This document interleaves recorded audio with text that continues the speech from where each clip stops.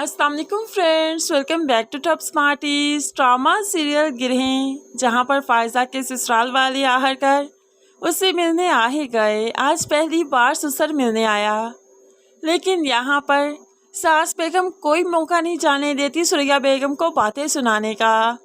बातों ही बातों में कह देती है, हम तो ये रिश्ता करना ही नहीं चाहते थे, पता नहीं क्यों कर दिया। अकल पर तो जैसे पत्थर पड़ गए हों, कुछ समझ नहीं आया था। तो सुरैया बेगम कहने लगी, रिश्ते तो आसमानों पर बनते हैं ना, इंसान तो बस वसीला है, इसलिए उसी तरफ चलता है जो आसमान वाला चाहता है। तो यहाँ पर अब जुनैद की माँ कहने लगी, बाज़ औक़ात लोग अमलात के ज़रिए रिश्ते करवा लेते हैं और फिर इंसान को कुछ समझ नहीं आता, क्योंकि रिश्ते तो आसमानों पर बनते हैं लेकिन इंसान ज़मीन पर जाल बिछाता है।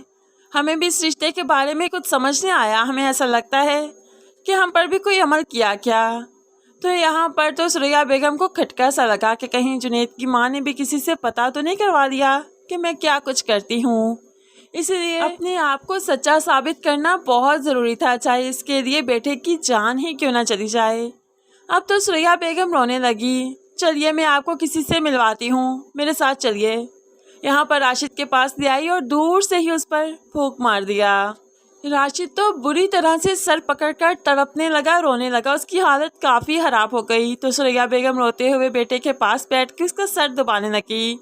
ये देखिए, मेरे बेटे पर अमल हुआ है, वो बहुत अजियत में है, अगर मैं अमल करती होती तो क्या उसका तोड़ ना कर देती, क्या इसको इतनी अजियत में रहने देती? आपको क्या लगता है, क्या मैं ये सब कुछ करती? यहाँ पर जुनैद को तो माँ पर बहुत गुस्सा आया कि उन्होंने इस तरह की बात भी क्यों की, लेकिन जुनैद की माँ अभी तक भी इसी शक में है कि कुछ ना कुछ तो ज़रूर है, सुरैया बेगम ठीक औरत नहीं, और उसका शक बिल्कुल यकीन में बदल जाएगा बहुत जल्द। दूसरी तरफ सुरैया बेगम निम्रा के दिलो दिमाग को बदलने में भी कामयाब हो रही है, जैसा कि हमने देखा कि निम्रा वजाहत के साथ अपना माजी देखती है और माजी देखकर खुश होने लगी है।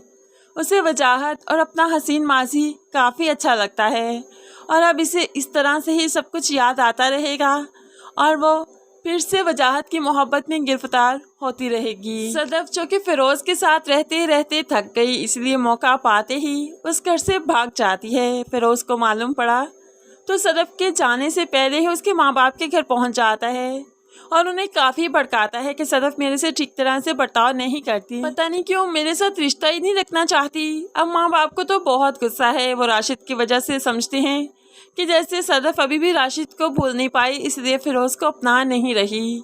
इतनी देर में जब सदफ आती है तो यहाँ पर फिरोज़ मासूम बनते हुए कहने लगा, सदफ प्लीज़ ऐसा मत करो, तुम क्यों झगड़ कर आ गई?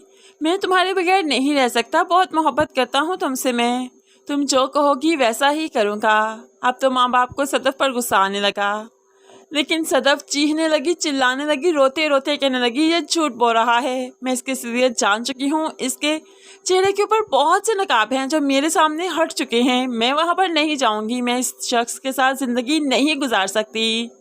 लेकिन यहाँ पर माँ बाप सदफ को ऐसा करने की इजाज़त हरगिज़ नहीं देंगे। वो तो एक भी पल के लिए सदफ को अपने पास रखने को तैयार नहीं, बल्कि फ़ौरन ही सदफ को फिरोज़ के साथ चलता करेंगे। फ्रेंड्स, क्या आप भी चाहते हैं कि निम्रा और वजाहत की मोहब्बत दोबारा से उभरने लगे, दोनों फिर से एक दूसरे को चाहने लगे और एक हो जाएं? इस बारे में आप क्या कहते हैं, ज़रूर कमेंट्स में बताइएगा। मज़ीद वीडियोज़ के लिए चैनल को सब्सक्राइब करके साथ बेल नोटिफिकेशन ज़रूर प्रेस कीजिए ताकि आने वाली हर वीडियो बहुत आसानी से देख सकें। अल्लाह हाफिज़।